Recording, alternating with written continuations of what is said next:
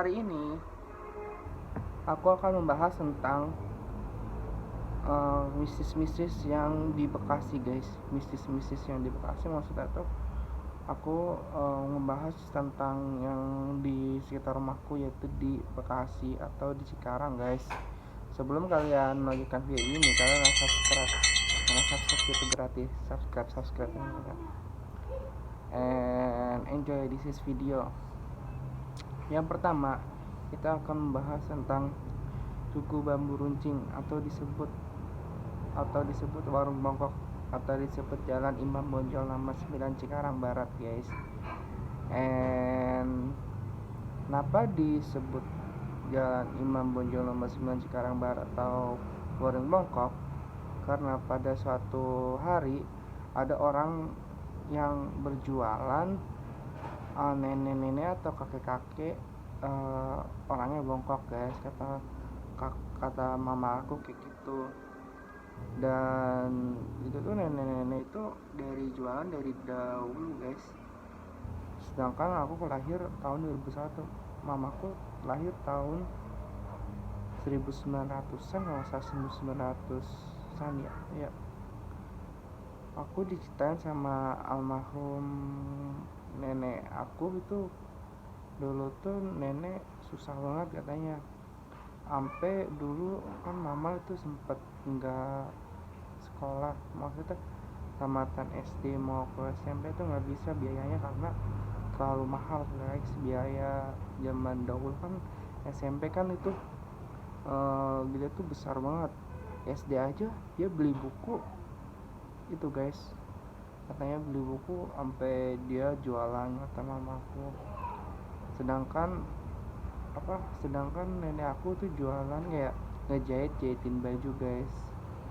Bayangin jahitin baju. Yang kedua, aku membahas tentang kayak dulu tuh pocong, apa sih, kuntil anak tuh, guys. Enggak, gundurwo tuh kayak dulu tuh orang-orang pada masuk maghrib, kan orang anak-anak kan dulu kan pas maghrib kan gak boleh pada keluar, nanti diculik sama gundurwo. Emang iya sih, bener katanya. Ada orang di belakang, guys, yang anak-anak kan keluar biasanya kayak ngaji habis apa, biasa orang-orang pada ke dalam rumah, guys, sedangkan anak-anak masih main di luar, guys. Terus pas main di luar, orang tuanya nyariin duduk ke sana kemari dari keliling desa gitu, guys. Sedangkan orang tuanya khawatir gitu, guys. Emang khawatir orang tuanya, tapi anaknya tuh kayak di apa sih, malam-malam itu main petak umpet. Dan bayangin lo, guys, dan yang orang si anaknya itu ngomong gini pada ibunya, iya aku di bawah, katanya, yang orang cantik banget, tapi itu kayak aku diumpetin gitu mah, katanya diumpetin di dalam kantong atau di dalam apa gitu, guys. Terus orang tuanya tuh kayak, masa sih baru 4 hari atau 5 hari dia itu, orang 5 hari, kalau nggak salah 5 hari dah atau 4 hari dia ketemu udah, guys. Yang ketiga itu lampor, guys. Aku kan pernah tuh, lampor tuh kayak ada terbang. Aku ngejelasin kayak video sebelumnya, guys, belum lengkap. Kenapa disebut lampor? Karena lampor tuh kadang terbang, nih. Misalkan kayak orang pas maghrib, biasanya kalau orang setiap hari itu di tradisi Jawa Tengah itu biasanya kalau misalkan udah maghrib dia nyalain obor, atau di setiap itu kan ada obor banyak banget, 1, 2, 3, 4, 5, pokoknya sejejer gitu, sejejer jalanan. Dan tahu nggak sih, biasanya itu kayak menandakan lampor itu datang, guys, bahwa suatu masyarakat itu nggak boleh keluar, karena kalau kamu keluar nanti diculik lampor atau di keranda terbang emang ada guys di situ lampor itu. Ngeri banget loh guys kayak gitu. Dan ada tuh yang keempat, ya kayak yang ketiga tadi, yang keempat itu tiga anak guys, bener anak. Ngomong-ngomong kan aku belakang tinggal di belakang itu si siapa dulu kan ada pohon ceri, tahu nggak sih pohon ceri. Iya, pohon ceri tuh kebanyakan kan rata-rata orang yang berpenghuni di situ kan rata-rata mahal gaib ya guys ya. Terus kayak dulu tuh kata mamaku kan suka ngambilin ceri gitu. Tahu nggak sih pohon ceri itu yang warna warna bunganya warna merah guys. Dan udah pas udah ngambil sama teman-temannya dulu dia dia tuh kayak ambil cerinya banyak banget sih sama teman-temannya sampai malam loh guys, dari pagi dari sore pokoknya, dari sore sampai malam. Bayangin anak cewek kayak gitu terus ambil ceri sama teman-temannya, dan udah diganggu tuh di pohon sampingnya guys, kan pohon ceri dekat diganggu, dilemparin. Udah lah, pas dilemparin mamaku kabur. Pada ketakutan guys, teman-temannya pada ketakutan, bilang ke orang tua masing-masing.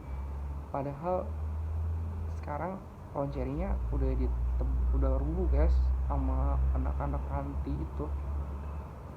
Karena rubuh dia tuh ya dinaikin mulu guys. Tahu gak sih kalau zaman dulu katanya kalau kita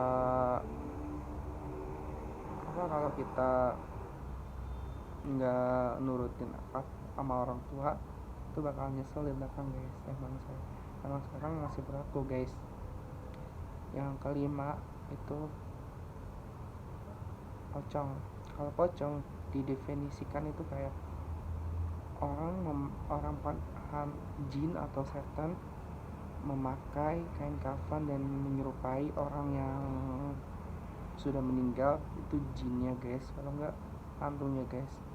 Itu biasanya terdapat di pohon pisang gitu. Oh iya, aku kan bahas yang ketiga kan Jawa Tengah itu di Lampor, ini aku Jawa Timur. Papaku itu Jawa Timur, di daerah Tulang Agung, dan letaknya di Tulang Agung lah, pokoknya Jawa Timur gitu guys. Tulang Agung. Nenekku sama kakekku kan itu kan tinggal di pedesaan atau pedesaan. Belakangnya kebun dong guys, bayangin guys. Setiap hari safety itu laki-laki, dia tuh kayak dia kan punya kambing, dia tuh harus kayak nyari makanan. Laki-laki tuh nyari makanan kayak makanan rumput tuh di belakang rumahnya guys. Banyak kayak sawah gitu, atau perkebunan gitu. Dia ngambil kayak rumput-rumputan buat kambingnya. Ya namanya orang udah tua ya susah kalau nggak ada mainan, nggak ada kegiatan, dia miara kambing guys. Sama dulu tuh hampir setiap hari kakekku miara burung hantu tuh kayak menandakan gimana sih burung hantu serem banget sih. Di dalam kandang burung tuh burung hantu. Pas malam hari aku kan belakang itu kencing malam-malam jam 12 kalau nggak jam 1 malam, lupa tuh, udah lama kejadian. Jam 12 malam aku nggak lumayan takut sih, dalam hati kok ada ngeliatin gitu dari atas kan.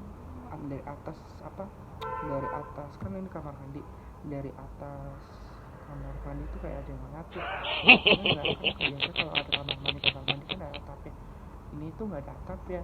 Dan di dekat sumur kan, itu kan kayak sumur apa yang tarik itu, nggak tahu guys sumur apa.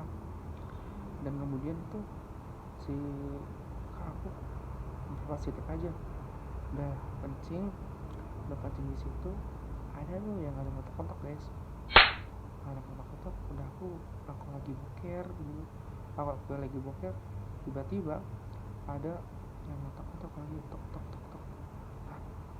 Panik dong, mulai panik, itu siapa yang kotak-kotak, padahal keluarga udah pada tidur, mama, papa, kakak udah pada tidur, sedangkan aku belum tidur karena aku kebelet gitu guys, kebelet. Dan gimana ya, dan oh ya, dan burung hantu itu ya tiba-tiba itu kayak ngeliatin aku sekejap itu, mungkin kayak beritanya atau gimana ya guys ya. Biasanya kalau burung hantu kan berdominan kayak dia tuh kayak mencari hantu-hantu gitu guys. Tahu gak sih yang pas dulu aku kan masih kecil, diurusin sama kakak dari mamaku. Itu kalau aku tuh orangnya sensitif banget guys, sensitif dalam keadaan misalkan kalau kita tuh dalam biasanya di rumah sendiri itu kayak beradaptasi atau gimana ya, maksudnya berkomunikasi dengan orang, berkomunikasi dengan sekitar, berkomunikasi dengan orang lain, ini berkomunikasi dengan caster. Dan tahu nggak sih, melanjutkan tadi yang belum selesai, si aku udah panik, kayak apa, teriak, maksud teriaknya kayak apa ya, nggak jelas banget, sampai keluarga pada bangun semua, ada apa katanya. Ada orang yang namanya orang panik atau gimana, itu kan beda guys. Coba kamu bayangin, kayak kamu seperti aku tapi panik itu, nggak tahu tiba-tiba mau kencing, mau berak sambil kencing, ya Allah, ini malam keadaan malam, mana susah banget, mana belakang kebon, belakangan kebon guys, dekat kebonnya kebon. Nih aku kasih letaknya tuh, ini kan pintu, sini kebon, di sini kamar mandi, ya ini kamar mandi buat mandi, di sini tempat beda lagi lah pokoknya. Di sini kayak sumur tarik gitu guys. Nah itu di situ. Dan dulu kok aku diceritain katanya Jarno itu kayak kakaknya dari mama atau anaknya gitu, dari kakeknya, jadi dia tinggal di situ. Dan si Jarno dulu tuh stres guys, bener serius aku ini cerita fakta, nggak fake, nggak opini masyarakat, emang asli. Dan itu tuh dikurung sama nenek aku dan laki aku karena dia tuh membahayakan orang lain. Dan ayat-ayatnya tuh dia sampai ngejedot-jedotin apa sih palanya gitu guys. Serem banget aku ceritain kayak gitu sama nenek kakek aku. Sedangkan zaman itu kan orang pada nggak tahu dong om, mungkin nenek sama kakek aku dulu kayak mau bantu tapi nggak punya duit guys. Kalau dulu kan kalau ke dokter kan itu kalau ada duit guys. Udah cerita segitu aja semua. Kalau aku secara pribadi setiap tahun aku berkunjung ke rumah nenek setiap tahun, seminggu setahun sekali. Sekarang aja nggak bisa itu karena lagi lockdown. Oh ya udah guys, segitu aja videonya. Assalamualaikum warahmatullahi wabarakatuh.